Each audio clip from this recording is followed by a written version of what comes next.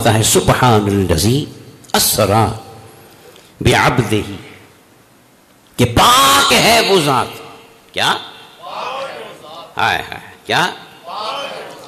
اب پھر میں وہی آیت پڑھوں گا، اس کا اور پہلی آیت کا ایک اسٹائل، الحمدللہ رب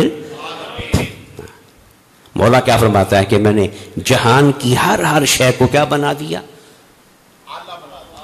بولیں عالم کا معنی جس کے ذریعے کسی کو، اور انسان کو کیا بنا دیا.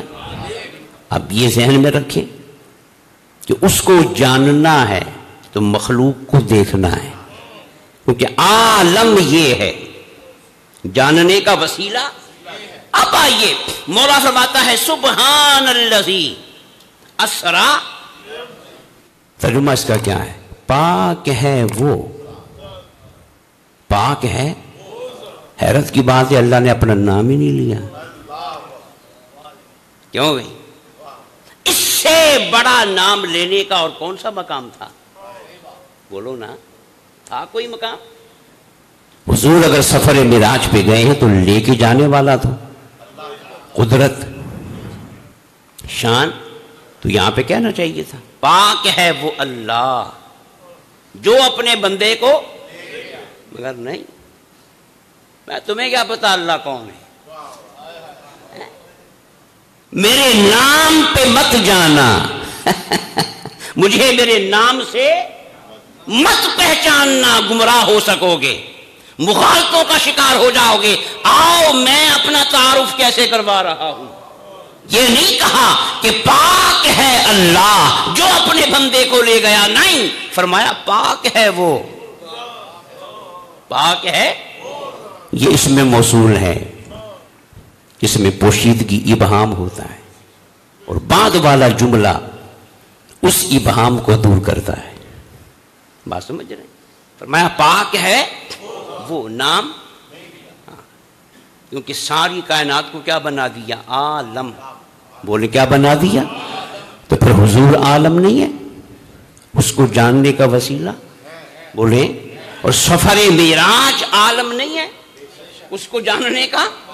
تو مولا نے اپنا نام بھی پیچھے رکھ دیا، نام بھی پیچھے رکھ دیا کہ ایک لمحے کے لیے بھی براہ راست میری طرف نہ آئیں. سبحان الذی اسری بعبدہ، پاک ہے وہ جو اپنے بندے کو. تو پھر سوال پیدا ہوا کون پاک ہے؟ تو پھر مولا نے کہا کہیں اور سے پتہ نہیں چلے گا، جس بندے کو لے کے گیا ہوں نا اس سے پوچھو وہ کون ہے،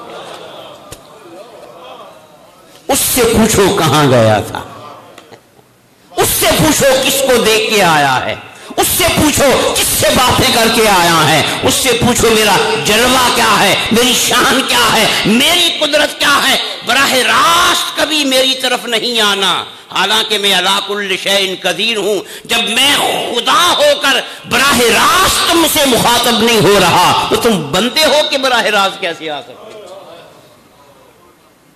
تو اسی کے پاس جاؤ جس کو میں معراج پہ.